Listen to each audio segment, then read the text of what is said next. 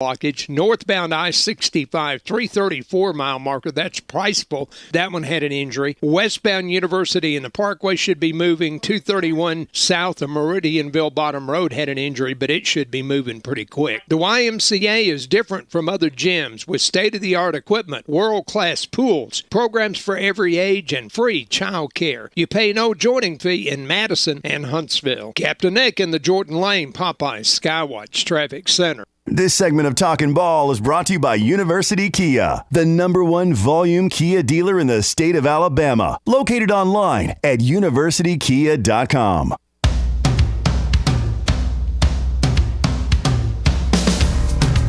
Hi, welcome back to Talkin Ball at 97.7 ESPN The Zone. We were talking some Auburn basketball there with Brian Matthews a little bit, and Pat Forty has, in Sports Illustrated, has just released an article that does shed a little bit of light, and we make fun of Will Wade and everything. He does shed a little bit of light into the infraction cases from the 2017 scandal on when we may not hear from the what they call this independent accountability review process, or IARP. In LSU's cases, Pat Forty has said that they are nearing the delivery of a notice of allegation from the IARP Complex Case Unit. However, there still may be some additional interviews that need to be done. So LSU is nearing getting their notice of infraction from this committee in regards to Will Wade. The Western Union. Yes. Yep. Now, he did point out in this article that the one thing that is different than the NCAA with this, there is no appeal process. So once you get this, you cannot appeal it. You're done. Yes. He's fired for cause. So they are saying that it could happen very, very soon. Because in that article, it mentions his amended contract. Yes, it does. That he agreed to, and I'm just telling you, that's what LSU's waiting to do. He will be fired, and he will not get a penny. No. And in Auburn's case, they say that Auburn has completed their NCAA Committee on Infractions hearing with a ruling expected this calendar year, they say. Of course, Auburn has not formally acknowledged receipt of a notice of allegation, but in Auburn's case, they say that a calendar year is when we should find out the ruling for Auburn. And remember, last year during the COVID year, which was a difficult one we just mentioned with Brian Matthews for Auburn, they self-imposed a postseason ban, though they wouldn't have gotten to the postseason anyway.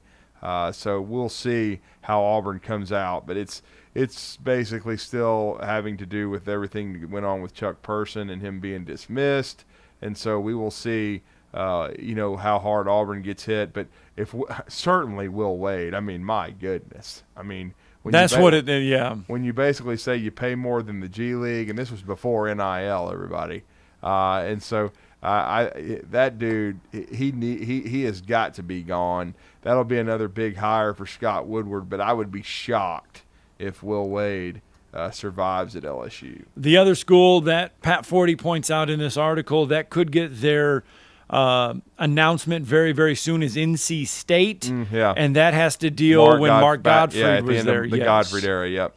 Yeah, so they say that is the first school that could find out their future as far as college basketball goes. So that cloud is still looming over college basketball. It really was because of the COVID year that slowed down a lot of the meetings, a lot of the process in this. I think if we didn't have to go through everything last year with COVID, a lot of this already would have been behind us. But because of that, it kind of slowed everything down. And I think that's why Will Wade ultimately still has a job at LSU. Well, and I agreed. And then with Arizona, the main deal was it got Sean Miller's job eventually. Now, of course, they claimed he didn't win enough games, but give me a break, okay? It was because he got caught red-handed paying DeAndre Ayton $100,000 before NIL. And you have to always say before NIL for crying out loud, because Arkansas's paying Nick Smith $650,000 in NIL stuff, okay? And they just got a commitment from another five-star. No telling how much Walton and Tyson money he's getting. But it's all legal now. It is. It is. Before NIL. Yeah, before NIL, but and that's what you have to say about Western Union. We need to get our NIL deals in order. Huh. Well, speaking of in order, we are going to talk some SEC and get some conversation from one of the best there is, Brett Norsworthy from WHBQ in Memphis, Tennessee. Huge game for Ole Miss this weekend at home against LSU, the Manning celebration. Yeah, and Eli Manning talking about, or not Eli Manning, Arch Manning. Yeah. Archie Manning, I should say, talking about what it was like to be a Rebel and everything. It's a big, big weekend in Oxford. It's a big hour of the show left. We'll join you next. If you're ready to lower your utility bills, it's time to call Eagle Insulation. Eagle can handle it all. Attic re-insulation, insulation removal, wall insulation, and new construction insulation, commercial and residential. Our primary goal is to save you money, and lots of it. Typical clients realize their return on investment within 3 to 6 months. That means the re-insulation actually pays for itself and then some. See if we can help you. Contact Eagle Insulation today, 256-755-1556, or log on insulatewitheagle.com. Hey folks, this is Arthur Seaton, Managing Partner at University Kia, here letting you know we are proud supporters of Alabama A&M University football. Stop into University Kia today and shop our large selection of new Kias, including the all-new Telluride 8-passenger SUV, the stylish new K5, and sporty new Seltos. Visit universitykia.com and view all our great offers and get pre-approved in minutes so you can drive home your new Kia today, because we want to see ya in the Kia. Go Bulldogs! WCZN, Union Grove, Huntsville, Alabama. 97.7 ESPN, The Zone. Just got a new wreck northbound Interstate 65 at the 345-mile marker. That's just north of the 565 interchange. Tractor trailer involved with an injury reported. Bob Wade west of Mount Lebanon reported with an injury. Northbound I-65 334-mile marker. That's Priceville reported as an injury type. 231 southbound south of Meridianville Bottom also had an injury reported. You get 3 pieces of the crispy tender chicken and a buttermilk biscuit for $4.99 at Popeyes. University and Jordan, 72 in Jeff and North Parkway. Captain Nick in the Popeyes Skywatch Traffic Center. From the Fox 54 Weather Center, I'm Chief Meteorologist Jordan Dressman. The opportunity for scattered showers and thunderstorms is going to stick with us across North Alabama, southern Middle Tennessee through a good majority of the afternoon and then early into the evening. By the time we get to the middle and later part of the evening, a lot of that activity is going to come to an end, and our sky should actually clear of a lot of the cloud cover that will maintain through a good chunk of the afternoon. Temperatures climbing into the mid and upper 70s. Rain associated with a cold front. Cold front is going to drop our temperatures a bit as we head into Friday. I'm Chief Meteorologist Jordan Dressman on your home for ESPN Radio, 97.7 ESPN The Zone. This is Brent Musburger's VSiN Action Update on 97.7 ESPN The Zone. Simple Green is perfect for making your auto, RV, cycling, boating, and other sporting equipment look like new. Visit them at simplegreen.com. College football, number 4 Alabama at home against Tennessee Saturday night. The Crimson Tide a 25-point favorite. The over-under 67. Auburn off this week. They will host Ole Miss next Saturday. NLCS Game 5 tonight in Los Angeles. Max Fried on the mound for the Braves. The Dodgers had not made a decision as of early this morning. Atlanta plus 130 on the money line. The Dodgers minus 140. The over-under 8. Braves 1 win away from the National League pennant. NFL tonight, the Broncos at the Browns. Cleveland a 2-point favorite at home. The over-under 41. On Sunday, the Falcons minus 2.5 at the Dolphins. The Saints minus 4.5 at Seattle on Monday night. I'm Trey Westerberg, 97.7 ESPN The Zone. Log on today, 977ESPN.com.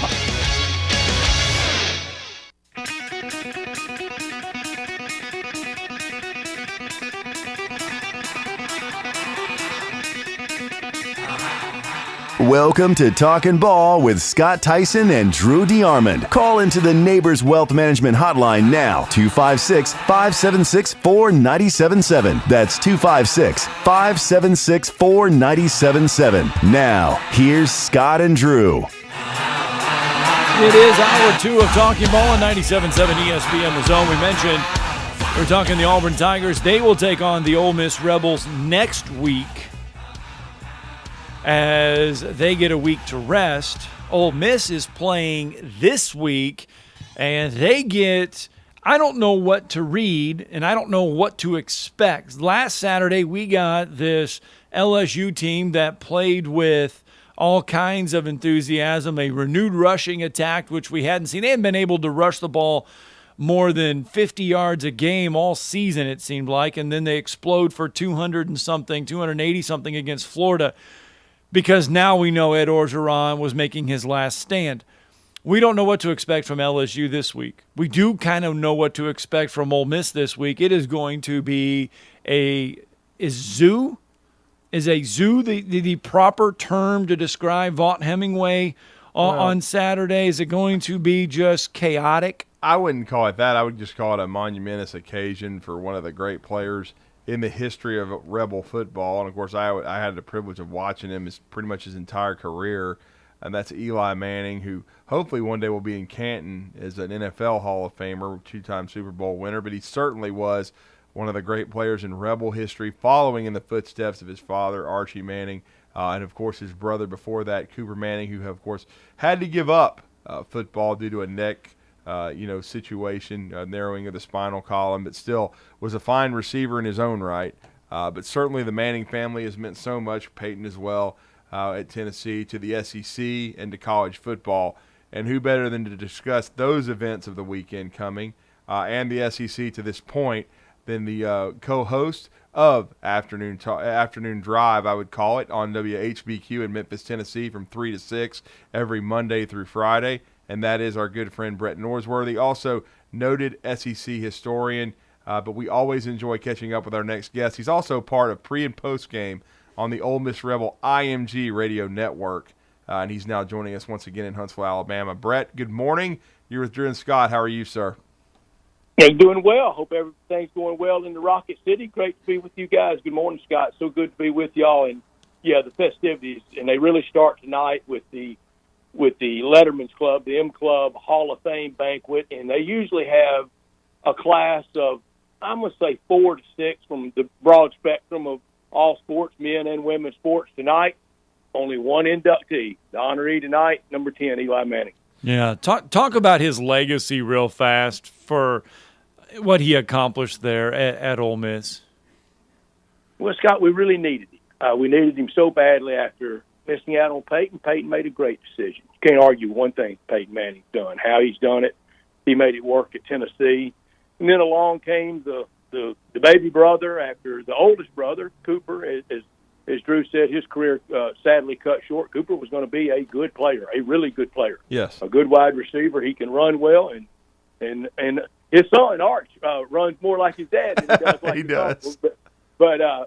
But we needed Eli Manning. And what it did to stadium expansion, what it did to the profile at Ole Miss, and how it started in the bowl game, and coming in as the backup as a freshman to going out as a senior in the bowl game, in the Cotton Bowl, the New Year's Day bowl game for Ole Miss. It was storybook, and then just so proud of him every single week and year in the NFL, and two-time Super Bowl champ, two-time Super Bowl MVP. And as his dad says, you beat Tom Brady, they should count double. Yeah, you got that right. And that's why I think he should be in the Hall of Fame. And just to play as long as he did with one team in the National Football League. And when you win multiple Super Bowls, I think that separates you, especially with one of those being the unbeaten Patriots. But, yes, beating the Patriots twice, no doubt about it. But we are talking – go ahead, Brett. I think he gets in, but I don't think it'd be in that first class, like right. unanimity that Peyton was. But I don't think it'll be the exaggerated, really awkward wait that Ken Stabler had to wait. It's so sad that Ken Stabler had to wait that long and then finally in after he'd passed away. It's not going to be near that exaggerated wait, but I don't think it's going to be in the first class. But he is a Hall of Famer. There's no doubt about it. There really is. I agree with that 100%. And this is Brett Norsworthy, WHBQ, as he is joining us to talk some SEC football this morning and does an outstanding job. Host of the Daily Show Sports Time from 3 to 6 in the great city of Memphis. And Brett, your thoughts on the Rebels? That was an emotional game in Knoxville this past Saturday. The events at the end were unfortunate by a few crazy fans from Tennessee. but a good win. And now we have to wait and see on the status of Matt Corral, who is definitely, I think, a top 3-4 Heisman candidate, coming off one of the best games of his career as he was able to run and throw for nearly 400 all-purpose yards for the Ole Miss Rebels. But your thoughts, you were there on that return to Knoxville as a head coach for Lane Kiffin.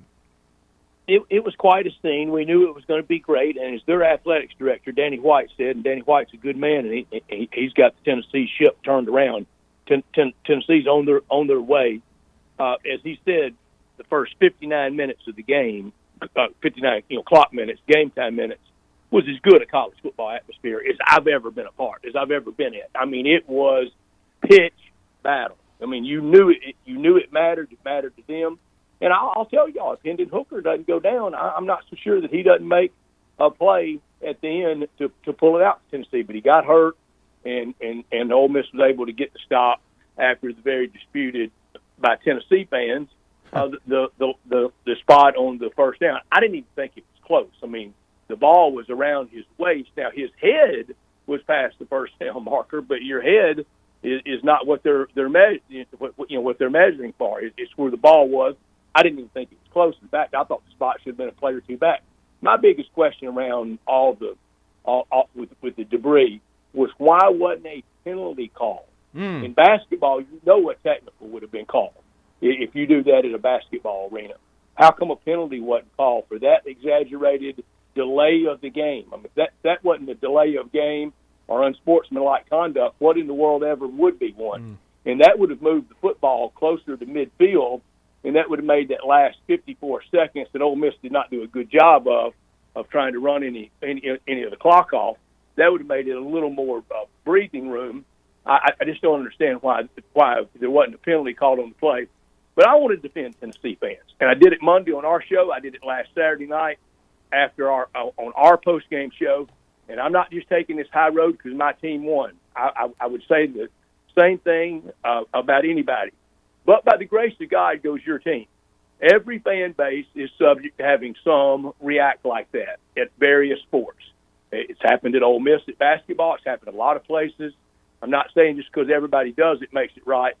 But let's don't castigate the entire fan base of Tennessee or college athletics on a couple of knuckleheads. And it might have been more than a couple because there were several arrests. But I get so tired in our society, guys, of this blanket condemnation that everybody's guilty. Last summer of 2012, during the summer of protest, Black Lives Matter and support of Mr. George Floyd, and Black Lives do matter, and Mr. Floyd deserves support. No more was every single one of the people for that cause burning a police precinct. They weren't. They were not. It was a few in every crowd. January 6th in Washington, D.C., every person that voted for Trump and every conservative was not raiding the U.S. Capitol. We got to quit doing this to people. We got to quit saying everybody's guilty and go after the actual perpetrators. Brent, I'm just trying to go through my mind. Has there been an SEC football game where fans reacted like that by throwing that much? We've seen stuff occasionally thrown on there, maybe a beer or two or a water or something. But in your mind, do you remember an SEC game that was reacted to that way? I don't remember an instance that was that prolonged, Scott. I don't. But we've had instances. We've had stop and play.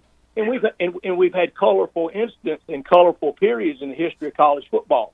I adore, and I've read every written word to learn as much as I can about the late, great Coach Paul Bear Bryant.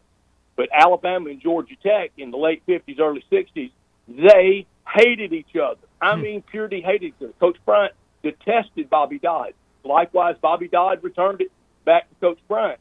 And they had a celebrated bottle-throwing incident one year. Excuse me. And the next year, Coach Bryant goes out on the field for pregame, coat, tie, overcoat, and football helmet on. He wore a helmet onto the field to play. And it was kind of, digging at the Tech fans and also in case of safety. So let's not act like any of this has ever not occurred before. Right. But it was a a pretty prolonged incident, and Tennessee's going to act on it. I don't know what the punishment should have been, because when you get into the large like that, how do you punish the large and not the few that are the actual perpetrators? I mean, let's say the penalty had been next home game at Tennessee, fanless. Nobody can go. Well, why do 95,000 people like that? Why punish them? What if you would say, let's take some scholarships from Tennessee? Well, why hurt their team in the future? You know, so many of these penalties are just a reaction, and I thought the league got it right, and I thought Tennessee got it right on Saturday night.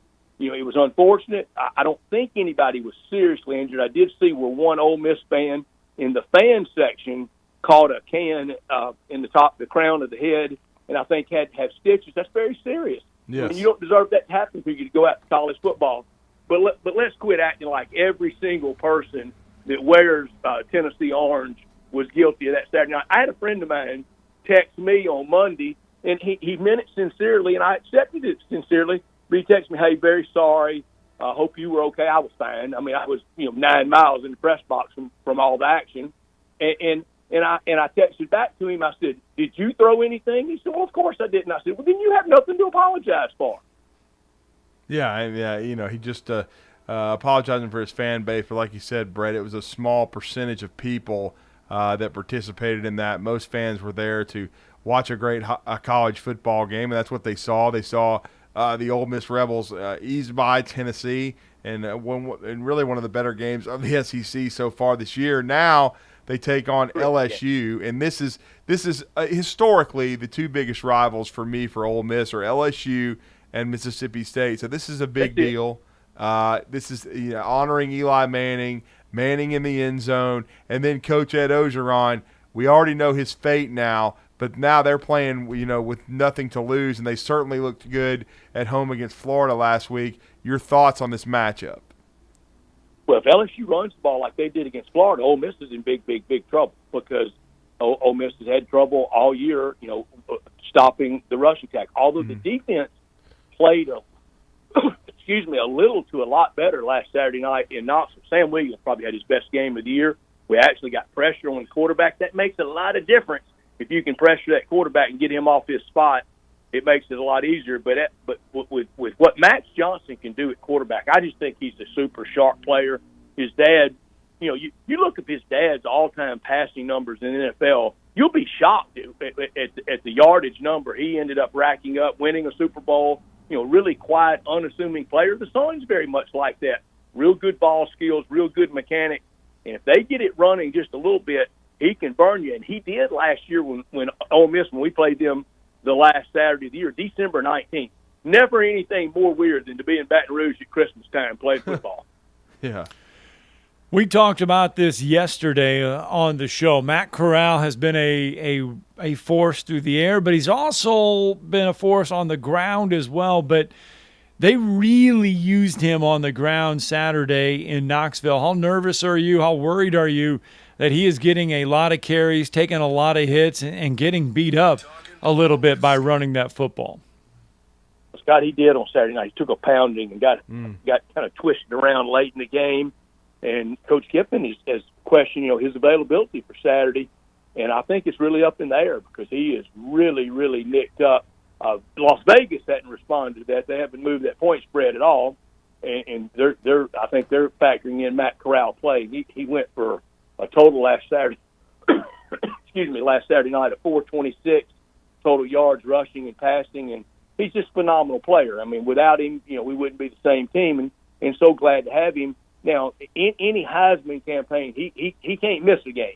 If he misses a game, even if Ole Miss won, that probably would do damage to his Heisman candidacy. But it's building with every week, and he knows where to go with football, and he also knows when to tuck it and run. He has a pretty good gauge of knowing when to fold them, to slide or get out of bounds. But there was a time or two last week that he trucked some defensive backs. And I think I've told y'all the story. Growing up, he played linebacker up until like ninth grade, until a coach saw him throwing the ball around kind of before practice and after practice, just horsing around, and said, have you ever thought about playing quarterback? He had played linebacker up to ninth grade. Yeah, and we're talking to Brett Norsworthy, WHBQ, Memphis, Tennessee. Last few minutes with him. Brett, your thoughts right now? We are basically a little past the halfway point of the SEC schedule. Ole Miss in the thick of the West race, but it was a great intersectional game with Tennessee last week, but the West looks much, much stronger than the East right now. Yeah, it is, and our game with Arkansas 2 weeks ago was just a white knuckler down to the end.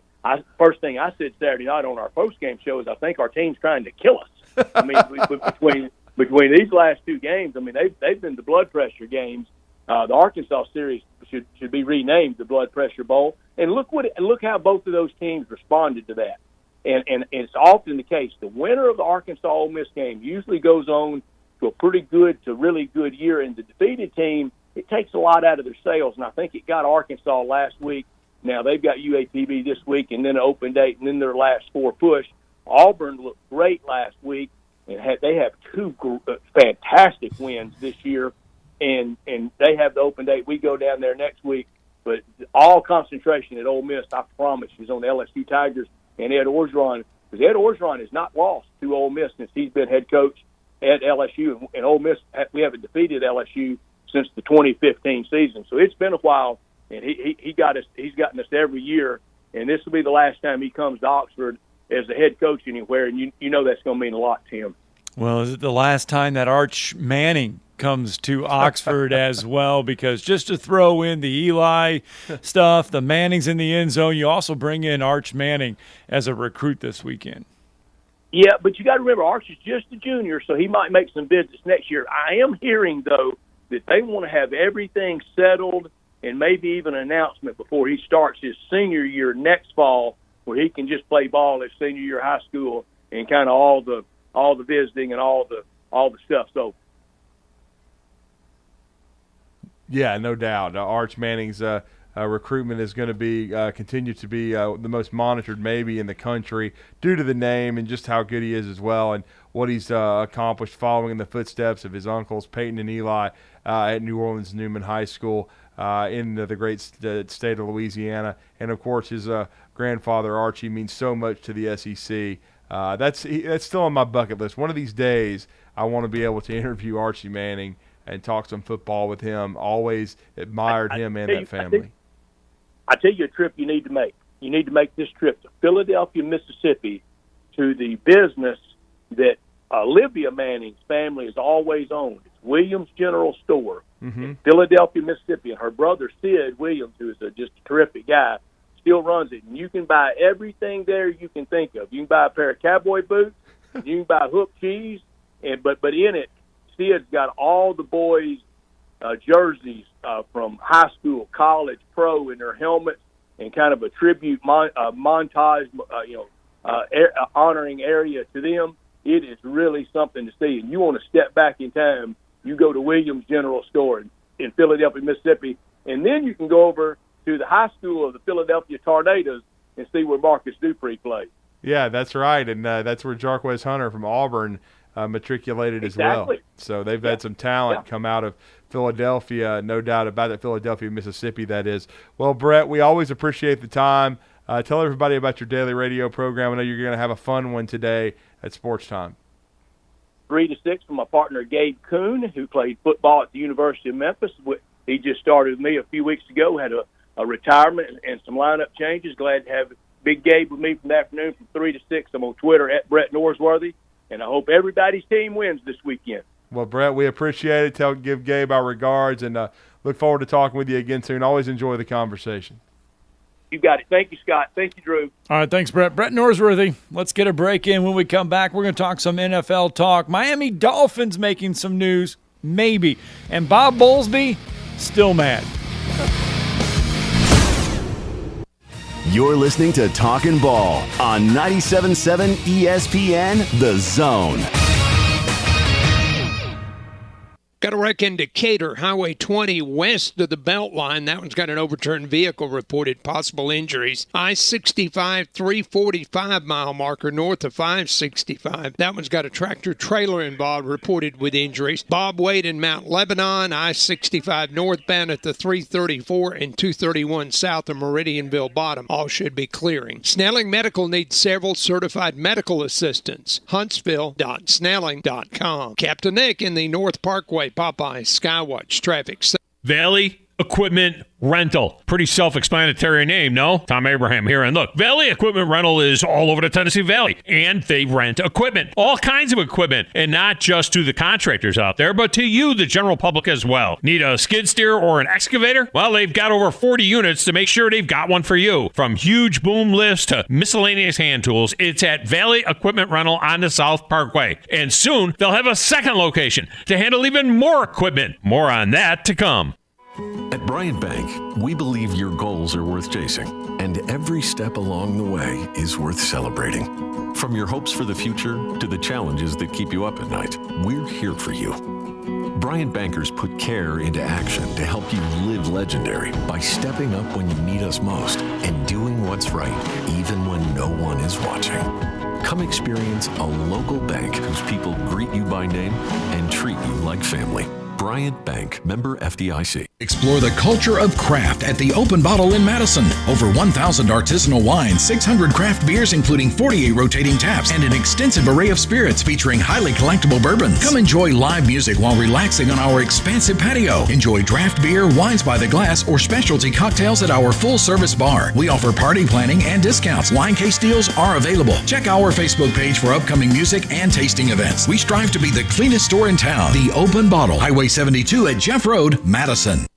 Everybody knows the fun begins when you get to the end zone, where you can enjoy half-price apps every Wednesday, Thursday, and Friday, half-price burgers every Tuesday, plus late-night pizza specials and a spectacular menu that includes jumbo wings, half-pound burgers, Tex-Mex, and an incredible selection of craft beer, and plenty of big-screen TVs. It's all happening at the end zone, 1851 University Drive, 2030 Cecil Ashburn at Jones Valley Station, and coming in early 2022, Mid-City End Zone at 1115 McMurtry next to the Target Shopping Center. If you need a car, McCurry Motors is ready to put you in a quality vehicle, and in-house financing is available. If you have a job, McCurry Motors will work with you even if you have a bankruptcy, divorce, or bad credit. Visit McCurrySaysYes.com. Every car comes with a warranty, and they report to the credit bureau. With 2 locations, Highway 72 in Athens, call 256-230-0232, or Max Luther Drive in Huntsville. Call 256-713-0575.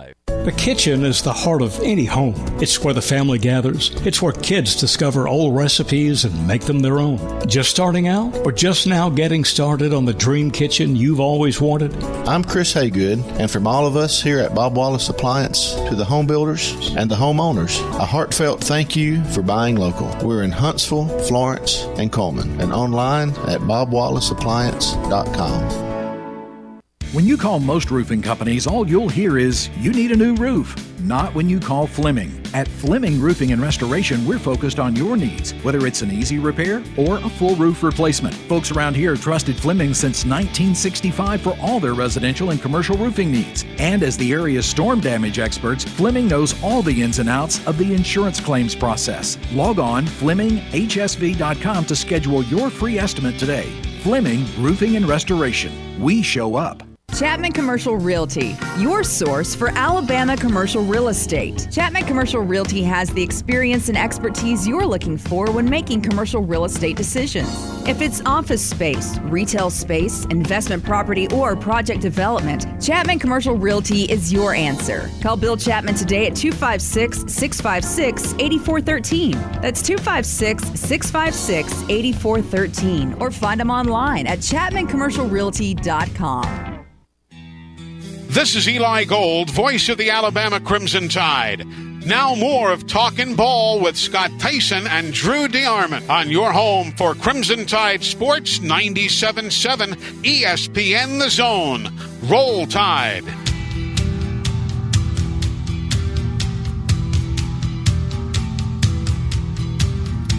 All right, 8:27 on this Thursday morning. Welcome back to Talking Ball on 97.7 ESPN The Zone. And I mentioned Bob Bowlesby before the break, and Bob Bowlesby is still fuming that Texas and Oklahoma have gone to the SEC. So much so that in the Austin American-Statesman, he did an interview, and it was released yesterday. He says, this is how mad Bob Bowlesby still is over the fact that the two have left to go to the conference. He says, I have to get over the sense of personal betrayal and do what's necessary for our 8 continuing members. He went on to say, they're thinking, they being Texas and Oklahoma, that they're going to recruit better and they're going to get more money. He says anybody that thinks Texas football's problems have been a result of league affiliation are completely delusional. Well, I mean, he's right about that. I mean, that's they haven't made good hires. They haven't had everybody rowing the boat in the same direction. And actually, they were in an easier league where they could dominate and weren't. So trust me, it's not going to be an easy transition for Texas and Oklahoma because you're going to be swimming with sharks. All right, so Bob Bowlesby still fuming that Texas and Oklahoma are going to the SEC. But he fixed all the problems, though. He got new members for the Big 12, so it should all be good for them. It's going great. All right, let's go out to the Neighbors Wealth Management. It is. They are coming off an impressive. Ask Big Cat Bryant. They're better than Auburn. Oh, boy, did they just get their ass beat on Saturday. I've got to check his stat line. I bet he's got less than 5 tackles. But anyway. Let's go out there. B. Rich joining us on the Neighbors Wealth Management Hotline. Good morning, sir. Good morning, fellas. You know it's my favorite week of the year. Yes, that is. This is it. This is B. Rich's week right here. This is where he Tennessee hate week, baby. Yeah, if you just watch his Facebook page, I mean, it's every day, man. I mean, it's a constant barrage of memes, pictures, videos. He comes out with a firing on a week like this. Gentlemen, I don't know if you know this, but it has been 5,480 days since Tennessee last beat Alabama on the football field where it matters. Yeah, that's unbelievable. There are kids driving around now. They don't officially have their driver's license yet. There are kids that are driving on the streets with permits. Up in Tennessee, they've probably been driving since they were 6. But I mean, they don't know what it's like to beat Alabama. And Drew, I just want to kind of roll back through some of because I feel like the fan base, the Alabama fan base. Yes. There's a lot of chatter that it's not quite the rivalry that it used to be, and I get that. I can understand that. But, Drew, you and I, same age, graduated Huntsville High, same year. We lived through the heat, the passion, the nastiness of this rivalry. So anytime that I start thinking about how many times we beat them in a row and I start getting a little complacent and they're talking about Hendon Hooker may not play. And, it doesn't take long for me to just reminisce and think about Fulmer and the deceit and the nastiness and Peyton Manning directing the band at Legion Field to Rocky Top. And it doesn't take a lot for me to get fired back up. And just, I don't ever want people to take it for granted, how awesome this streak has been. And I mean, when Saban hangs it up, we'll look back and there'll be so many accomplishments. But deep in my heart, Drew, my favorite, claim on Nick Saban's resume, and hopefully this will stay true until the end. If he never loses to Tennessee, I mean, you don't understand how full that makes my heart. I mean, to never lose to Tennessee.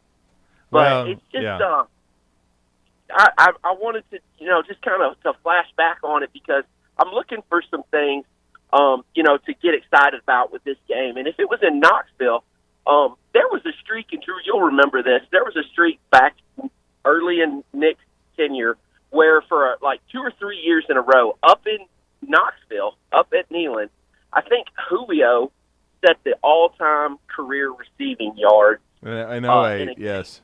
In 08. And then maybe you'll have to help me out with this, maybe in 12, I think Coop came along. 2014, yes, is when he set the record. That is the one game I have gone to as a fan in Neyland Stadium. That was glorious. Absolutely, and he put on a show. And I'll never forget it because I think Lane dialed up the first play. He did. I think Coop scored on the first play of the game, maybe a 75-yard motion play where they put Coop. But there's been some really great historic receiving performances during this streak. So I'm hoping maybe our man Jamison Williams can get loose on them this Saturday. And you mentioned it. You've been up there as a fan to Neyland.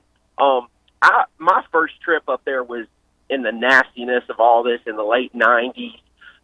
Drew, we went up there, and Freddie Kitchens overthrew Patrick Habe in the back of the end zone on a late possession. Alabama was driving. They needed a touchdown to go ahead. He overthrew him. Ball falls incomplete. They run the clock out. They were so nasty, Drew, to me up there, and my roommate and his girlfriend at the time. I'm talking, throwing stuff. It must just be a thing with Tennessee fans throwing stuff on people because they threw stuff all over us, spit on us when we were on a bus commuting back to our parking spot. They were just so nasty back in the day. And so to see them last week against Ole Miss, kind of channel that nastiness again after a little bit of success, it just kind of tells you, how entitled that fan base can be at times.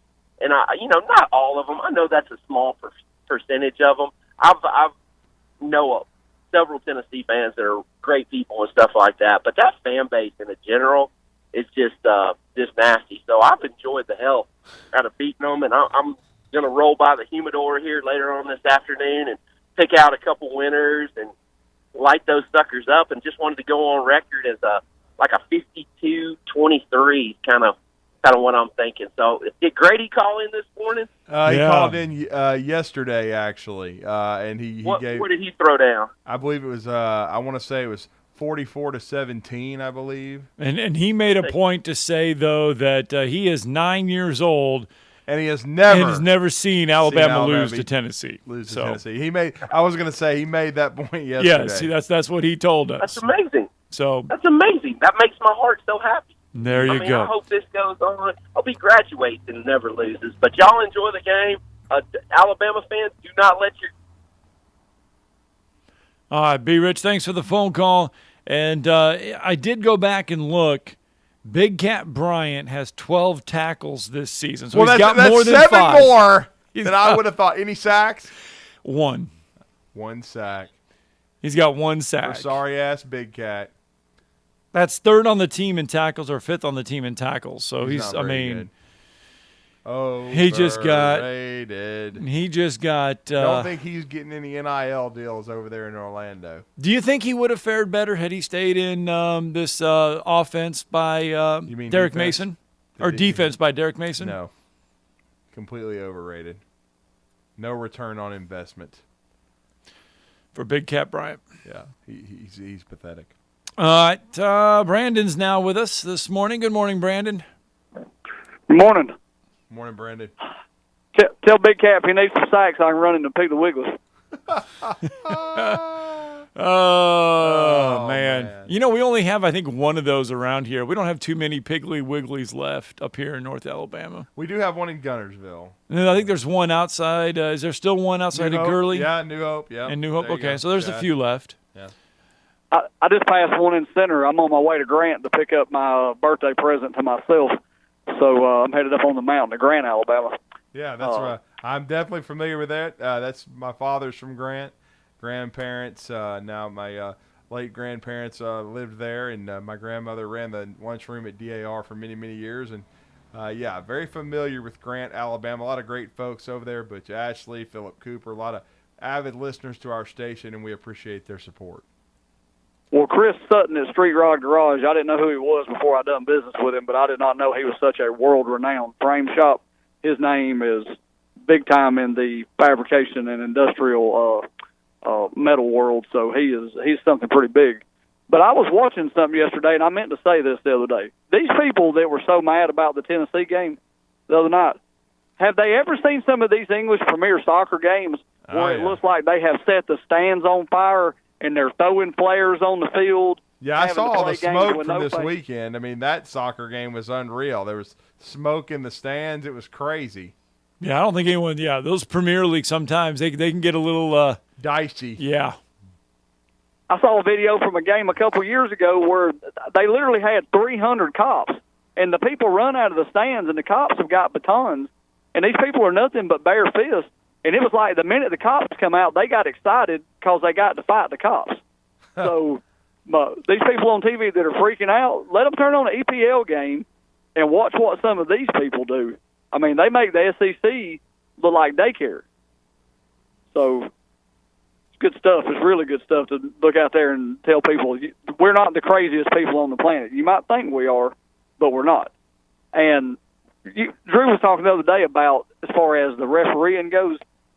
Do y'all think, and I don't think, but some people do, I think that the NCAA, if it wants to do something productive, needs to have full-time referees that work for the NCAA. Not the same crews always working SEC games or Pac-12 games, but full-time referees, and you get randomly assigned a game, and you don't ref in the SEC every week. You might catch a Mountain West, a Pac-12, a MEAC, something, but these people need to be full-time, and you don't need to be recycling the same crews to the same games over and over. And I know people live, and you got to fly, and you got to move them, but do you think some of the problem is we got the same referees doing the same games in the same league over and over every weekend, every year? Could be. Could be, but we also sit here during basketball season, and even though they do have full-time officials, we sit here during the basketball season and talk about how bad some of these officials are on the basketball season. Well, do you think that it's because people like Doug Schals do so many games in the same league that if you spread them out some into other leagues where they're not in the SEC all the time, that it would make it better? That way you don't have, quote, Pac-12 crews and SEC crews. Everybody gets to coach all the different kind of styles of basketball, so you're not just used to one thing. Yeah, I don't know what the answer is. I mean, I just hope that this weekend, I think we go into the weekend hoping that your team wins and that the SEC officials cooperate with everything that goes on the field, because it seems no matter what game it is, there's going to be a game this weekend that the SEC officials are going to botch. I mean, surely not. That is the feeling. I mean, that is the feeling I'm sure SEC fans have maybe going into the weekend, that you just hope that it's not your game, that you get the crew that botches something in the game. Well, they even botched one in Alabama's route of Mississippi State. I mean, I haven't complained and bitched about it this week, but it was pathetic, and that was the Slade Bolden catch. I mean, he had both his hands up underneath the ball, and Mo, Larry, and Curly are over there taking an extra 5 minutes, and as soon as it kept lingering, I was like, they're coming up with some reason to call it incomplete because they're buffoons and incompetent and all need to go to Vision Master to have their eyes checked. But, I mean, it was absolutely pathetic. He caught the ball, and they called it incomplete. I mean, I've seen others – just like the Shanker drop that really should have been one when they came back to beat Georgia State. They botched that one and called that a catch and then called Slade Bolden's incomplete. So they're just totally inconsistent, and the officiating this year has been an abomination.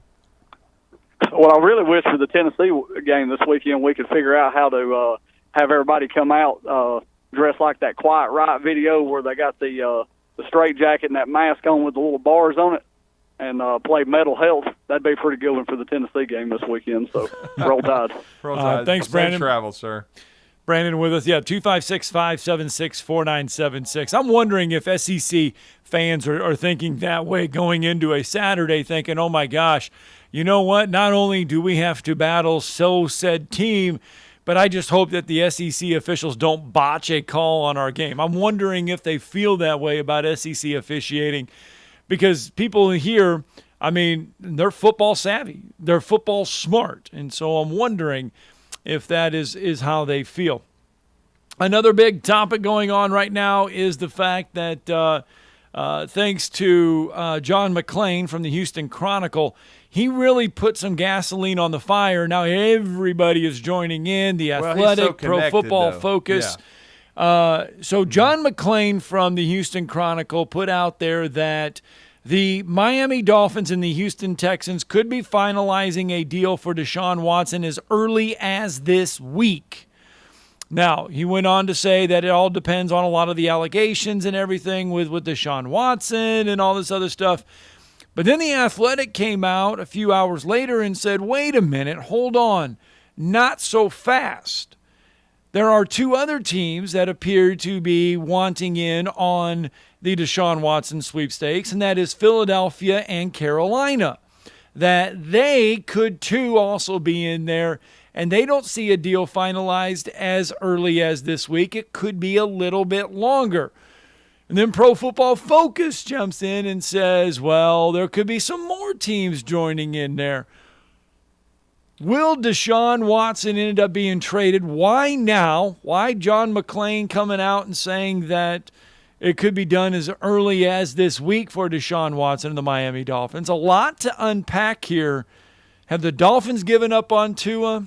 Is Deshaun Watson the answer? It's not about giving up on Tua. It's never committing to Tua because their organization is trash.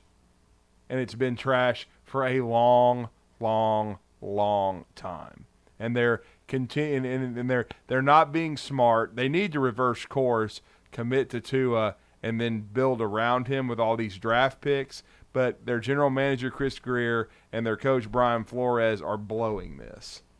And, of course... But there must be something they're not liking because you take him that high in the draft and now you're... You haven't even given him enough time to get healthy. He had the hip injury when you drafted him. And then because you have the worst offensive line in football, he got hurt because you couldn't protect him. The quarterback cannot raise... If you don't surround the quarterback with enough talent, it doesn't matter. Look at Jared Goff. He was a Super Bowl participant with the Rams. He's in the toilet with Detroit. You have to surround the quarterback with talent. He can't elevate garbage.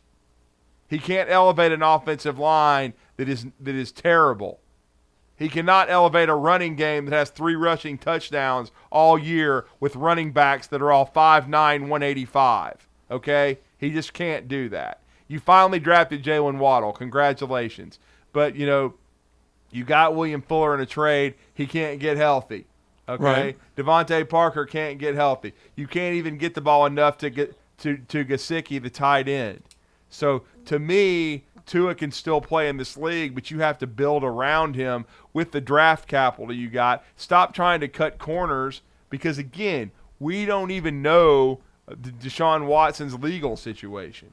Right. So, to me, the Dolphins are not being smart.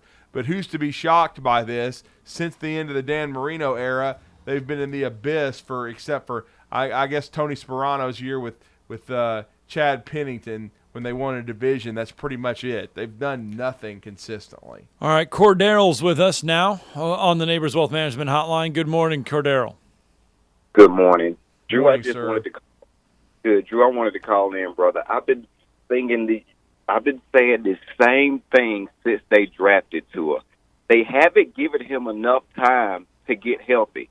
They expect him just to go in there last year, which was an abbreviated season. He's not fully healthy. He lit it up against the Arizona Cardinals last year, but then all of a sudden, hey, we want to jump off ship because we see Deshaun Watson ready. We don't know his legal situation. Tua comes back. Last week's loss was not on him. He threw for 329, 2 touchdowns.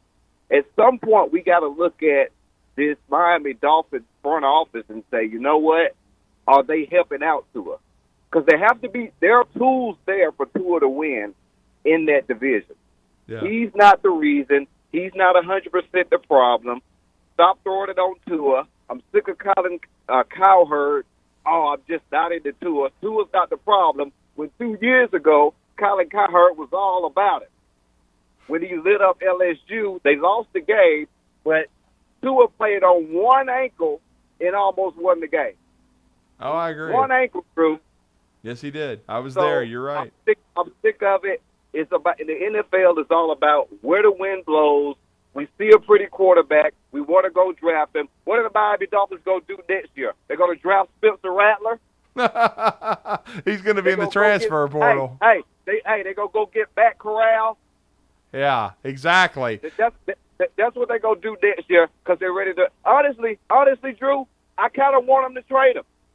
I want him to go somewhere where someone believes in him. That's what I want. No, because they traded and got Josh Rosen. Because they thought they took a gamble on Josh Rosen to be the next franchise quarterback. They bit on the Arizona trade and helped Arizona out. Think about this. What does that say about their decision making that they drafted Josh Rosen? No. That they traded for him. Yeah, exactly. Well, that's what I was asking, though. Yeah. I was asking, Drew. That's why I wanted to ask him. Have they given up on Tua? And, I mean, is that the state of the NFL, though? Arizona gave up, and Josh Rosen's not great. I mean, I'm not standing up for him.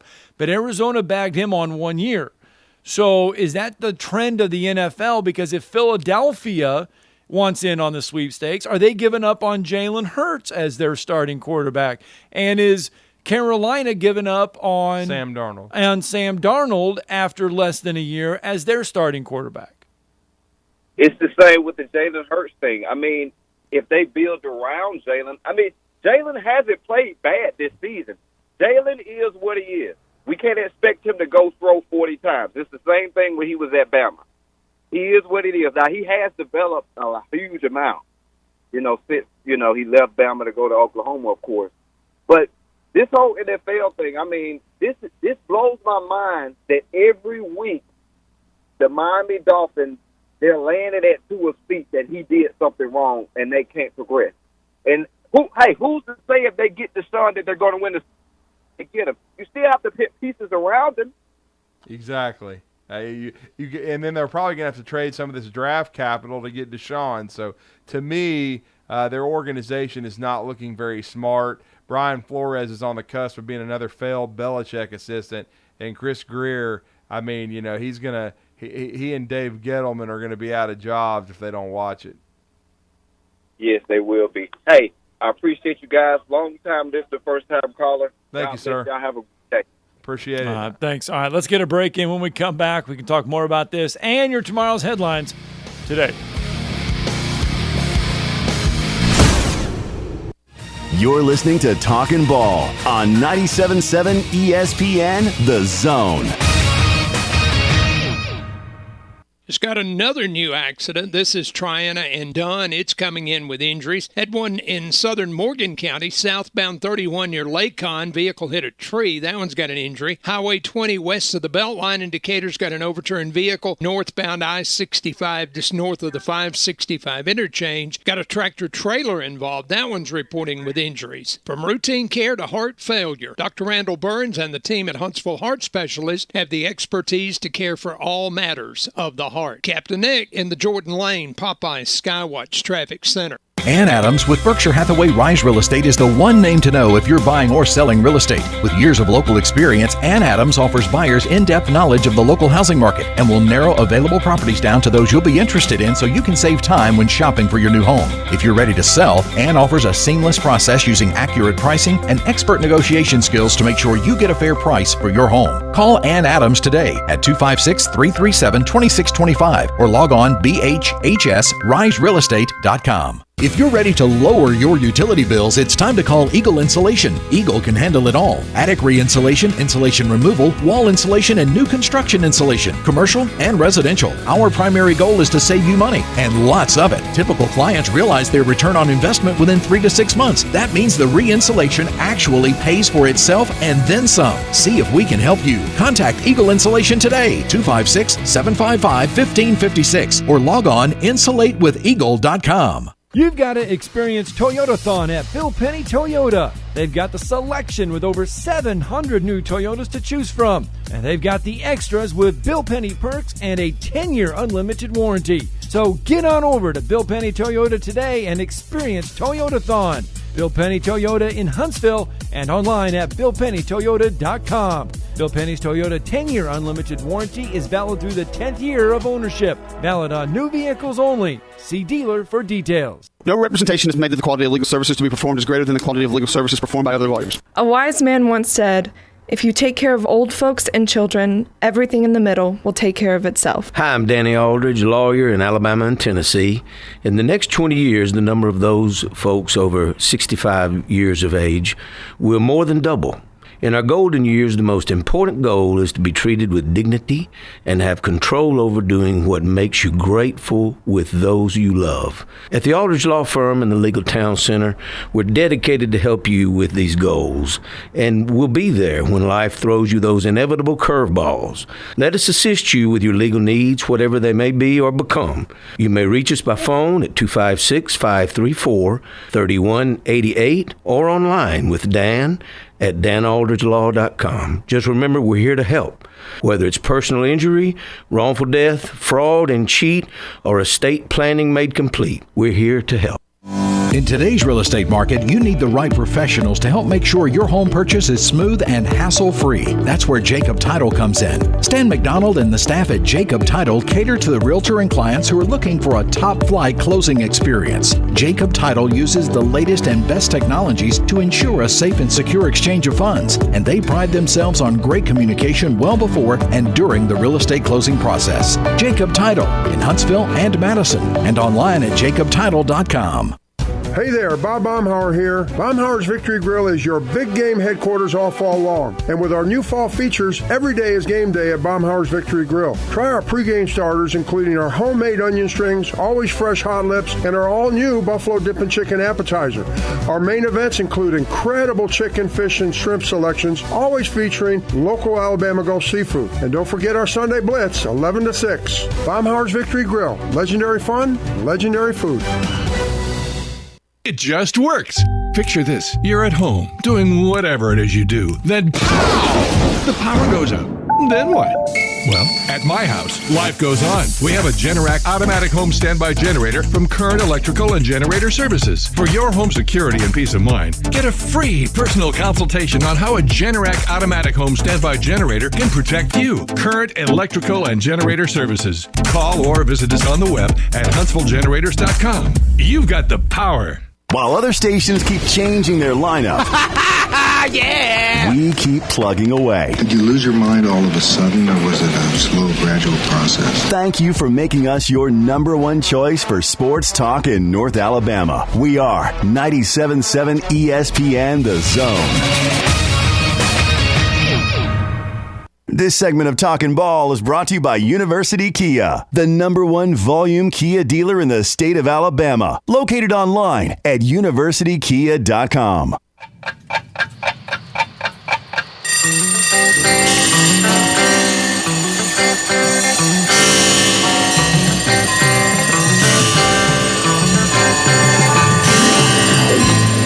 It's time for tomorrow's headlines today with Scott Theisen and Drew DeArmond on 97.7 ESPN The Zone. Welcome back to Talking Ball. Yesterday we talked, Drew, about Jeremy Pruitt and his lawyer making all those demands and mentioned Philip Fulmer, and he mentioned Rick Barnes. Well, Philip Fulmer told ESPN yesterday. Philip Fulmer responded to everything yesterday, and this is what he told the ESPN. He goes, "The days I interviewed each candidate for the head football coaching position at the University of Tennessee, including Jeremy Pruitt, I emphasized that you did not have to cheat to win at the University of Tennessee and that cheating would not be tolerated."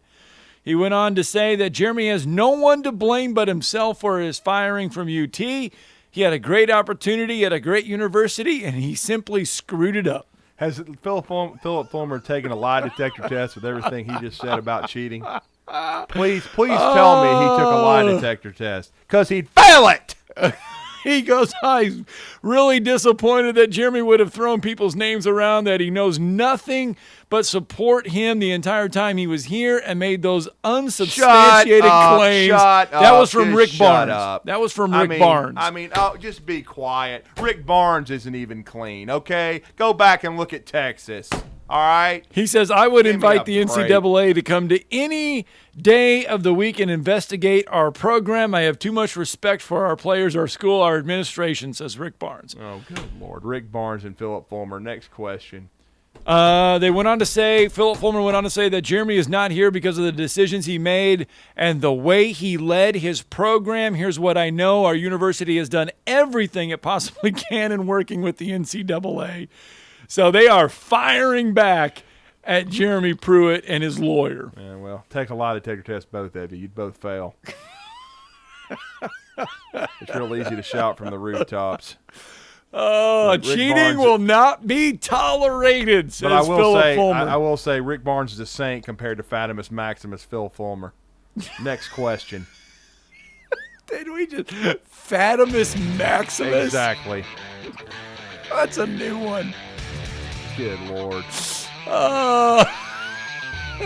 Come on, let's go Braves. Yes. Finish off the Dodgers tonight. No cheating there. Max Fried on the mound for the Braves. Max the Dodgers Fried back in his backyard. Send everybody home early. Send them home, Jerome. Get back to the World Series. That is going to be a headline for tomorrow, hopefully. Hopefully the Atlanta Braves punch their ticket tonight. All right, we've got a busy day on the calendar. Drew and I are going to be out and about today. We're going to head over and meet with Dr. Josh Looney from UNA, the athletic director there. We're going to talk UNA. We're going to go hand out a $200 check from Bryant Bank to our good friends at West Morgan. We've got a lot on the plate today. Make sure you stay with us on social media as well as 977ESPN.com.